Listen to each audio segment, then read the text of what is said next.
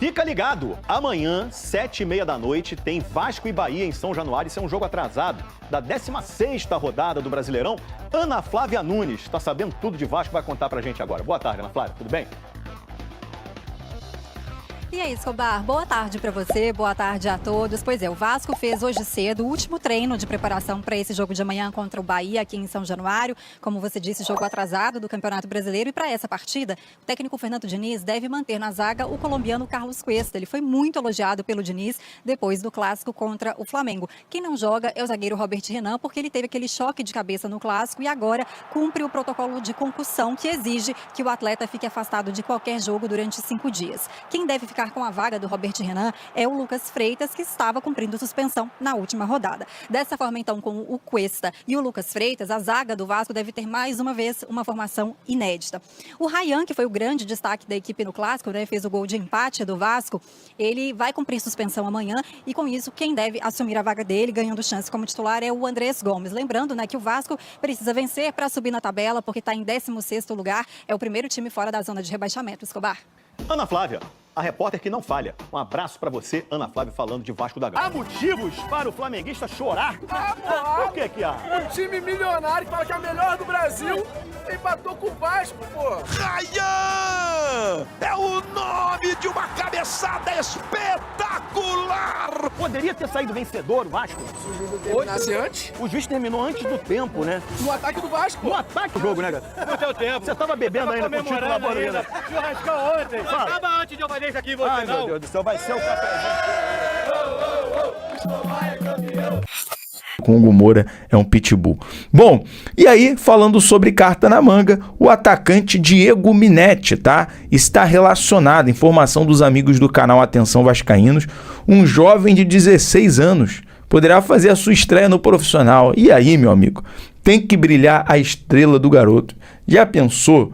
O Diniz coloca esse garoto para jogar no lugar, numa eventual substituição ali do Verratti, coloca ele de centroavante e o garoto faz um gol.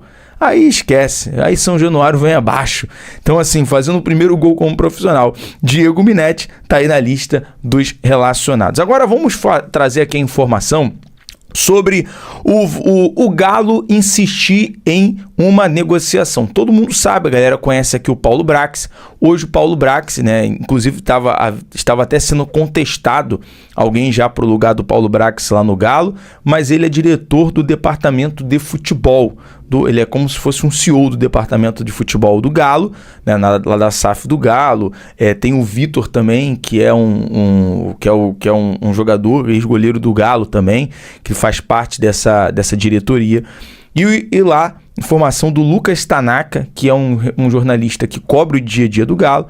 A informação é que o Atlético Mineiro insiste em Paulinho para a próxima temporada.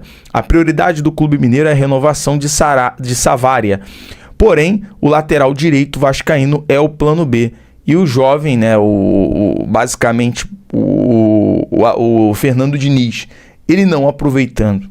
E o Paulo Ricardo, o Paulinho, e aí acaba despertando aquele desejo, né? A vontade do jogador de mudar de ares. Então vamos aguardar, mas o Galo está insistindo, quer manter, tem o Paulo Ricardo, que é o Paulinho, no radar, para buscar essa oportunidade de fechar ali uma contratação por empréstimo, enfim, vamos aguardar, mas a informação é que o Galo segue de olho.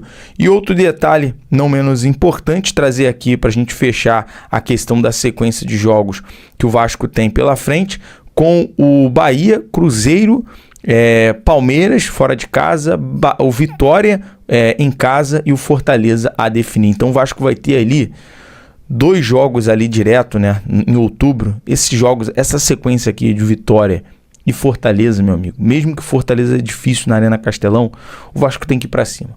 O Vasco tem que ir para cima para pegar o elevador, e eu basicamente estou confiante nessa remontada aí do Vasco nessa sequência, nesse segundo turno, e vamos por mais. Acha que agora o torcedor tá mais tranquilo depois de ter visto o time ter uma atuação à altura contra o Flamengo? Não. Não está, porque o torcedor já viu esse filme se repetindo ao longo da temporada. O Vasco faz uma partida boa e não dá sequência. Vasco mete 6 no Santos. Pô, é motivo maior para ficar otimista? Aí o Vasco engata uma derrota para o Juventude com futebol mequetrefe e depois uma derrota para o Corinthians em pleno São Januário. O Vasco, ele infelizmente não dá sequência. Por exemplo, eliminou o Botafogo dentro do Newton Santos pela Copa do Brasil, luta, entrega à disposição, avança nos pênaltis, que maravilha, que delícia. Domingo seguinte, entrega um resultado para o Ceará dentro de São Januário. Chegou o momento de, enfim, acabar com essa cena, com essa situação que vem atrapalhando o Vasco. Chegou o momento de voltar a vencer em São Januário. O Bahia é um adversário acessível, sim. A essa altura da temporada é acessível. Olhar para a tabela do Bahia e imaginar que é um time que luta contra a Libertadores pode gerar um certo medo e jogar um certo favoritismo para o outro lado. Porém, o recorte recente não indica o Bahia tão melhor do que o Vasco. Vou além. Me parece um Vasco até mais confiante do que o Bahia nos últimos jogos. Com exceção dos jogos da Copa do Nordeste, em que o Bahia levantou um título que era meio óbvio, a equipe do Rogério Ceni vem derrapando. Tá sendo contestado o Rogério, muito cobrado. Bahia meio que se desplugou na temporada, deixou o Fluminense reverter um resultado em Copa do Brasil, perdeu um jogo para o Cruzeiro dentro da Fonte Nova, não vem ao Rio de Janeiro com conforto. Cabe ao Vasco explorar isso, cabe ao Vasco explorar também um adversário que chega apertado para esse jogo atrasado. Chegou a hora de vencer, cara, chegou a hora de voltar a conquistar 3 pontos em São Januário. Não dá pra adiar novamente dessa sequência aí que muita gente pregou como a sequência da morte, com Flamengo, Bahia, Cruzeiro, Palmeiras. Esse é um jogo mais tranquilo. Agora, tem que repetir algo próximo do que foi contra o Flamengo. Se for naquele nível de atuação, não vou cravar aqui que vai ter vitória, seria leviano da minha parte, mas vai estar muito mais próximo de um resultado positivo. Pois é, o João Paulo Vascaíno, que sempre participa com a gente, obrigado pela moral e audiência, falou que o Vasco vence por 2-0 o Bahia. Você que cobriu o jogo desse clássico dos milhões, o último, o que você acha que o Vasco pode melhorar taticamente ou tecnicamente para chegar a esse resultado em casa e ter essa sequência, Farias? Eu acho que a atuação do ponto de vista tático foi uma atuação bem interessante. Seriam poucas coisas a serem corrigidas. O Vasco foi um time que se protegeu bem. Acho que são mais elogios até do que críticas a serem realizadas. Uma das minhas críticas era em cima da proteção ao sistema de defesa, a linha de zaga. Não é a volta do Hugo Moura que melhorou isso? O Hugo Moura, junto com o Barros, os dois fizeram uma partida bem legal. Alinhado. A gente e o Hugo Moura. O Hugo Moura, ele assim... Tomou cartão? Acho que não, cara, não tomou. Que isso, Gão? Posso conferir aqui, mas não tomou cartão. Cadê a meta, cara? O Hugo Moura é um jogador importante nesse sentido. Marcou fofo, cara. Eu acho que é manter mais ou menos esse desenho. Existe um problema que não necessariamente o Diniz tem culpa, mas ele vai ter que resolver, que é a suspensão do Ryan e é a ausência do Robert Renan pelo protocolo de concussão. São jogadores que vão fazer falta, jogadores que acrescentam qualidade. O Ryan talvez nesse momento seja o grande jogador do Vasco, então faz falta, mas também não vejo nenhum grande drama em relação a isso. Me parece que vai ter que ser um Vasco também com uma postura um pouquinho diferente, né? Não dá, no jogo contra o Flamengo, até por questões óbvias, o Vasco ele tem que esperar um pouco mais. Em um determinado momento do primeiro tempo até conseguiu, de certa forma, equilibrar a posse de bola com o Flamengo. Jogou, o Vasco jogou. Contra o Bahia, essa postura de tomar a iniciativa vai ter que partir muito do Vasco, né? Porque joga dentro de casa. O Bahia vem pressionado, mas o Bahia sabe também que o Vasco tá com esse histórico ruim dentro de casa. Então pode se fazer de morto aqui no Rio de Janeiro. É um ponto, assim, a postura muda um pouco. O comportamento do jogo do Flamengo para esse jogo contra o Bahia tem que ser um pouquinho diferente pelo fato do Vasco estar dentro de casa jogando contra um adversário que é muito mais acessível do que o Flamengo. Agora, pontos a serem corrigidos, eu prefiro entender que o Vasco tem que reproduzir aquilo que fez contra o Flamengo, né? Trocar esse carro, não dá mais. Por exemplo, Puma Rodrigues na lateral esquerda. Fantástico, sensacional. O Barros, que o Diniz mandou buscar lá no América Mineiro, entrou, o time não perdeu mais. Não vai perder, ué? Vai, mas o garoto joga com uma elegância. Você sabe quem trouxe o Barros pro Vasco? Foi o Ricardo Rocha, né? Ele tem uma origem, inclusive, indígena.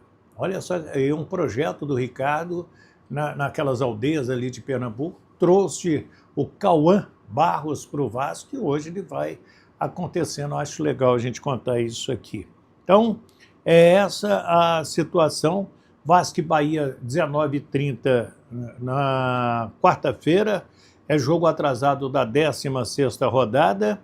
O Ryan com o terceiro amarelo e o Robert Renan, aquele protocolo FIFA, porque bateu a cabeça, inclusive no Barros, tem que ficar 5 dias sem treinar, sem fazer qualquer tipo de exercício. Ele foi ao hospital, graças a Deus não tem nada demais, mas tem que cumprir.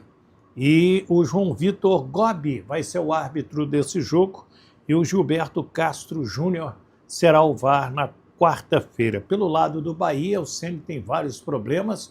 Ele espera contar com o Ademir, aquele ponta-direita que surgiu no América Mineiro, depois foi para o Galo, comprado pelo Bahia. É bem habilidoso, bem rápido. Ele tem alguns casos aí para serem analisados que podem virar desfalques, como o Caio Alexandre, o Juan, né, o Juan Pablo, o Canu, o Eric, o David Duarte, Eric Pulga e João Paulo também são problemas aí do técnico do Bahia, o Rogério Ceni, para o jogo de quarta-feira. E aí, família vascaína? Deu para ver que o Vasco tem muita coisa acontecendo dentro e fora de campo. Agora é hora de mostrar força, união e, claro, empurrar o gigante da colina rumo às vitórias. Mas eu quero saber a sua opinião. Será que o Diniz vai acertar na estratégia contra o Bahia? Ou vamos sofrer mais uma vez em São Januário? Deixa aqui nos comentários a sua visão, porque a resenha de vocês é sempre importante. E não esquece, se inscreve no canal, ativa o sininho e deixa o like, porque juntos vamos fazer esse espaço crescer ainda mais e mostrar que a torcida vascaína é diferente de tudo.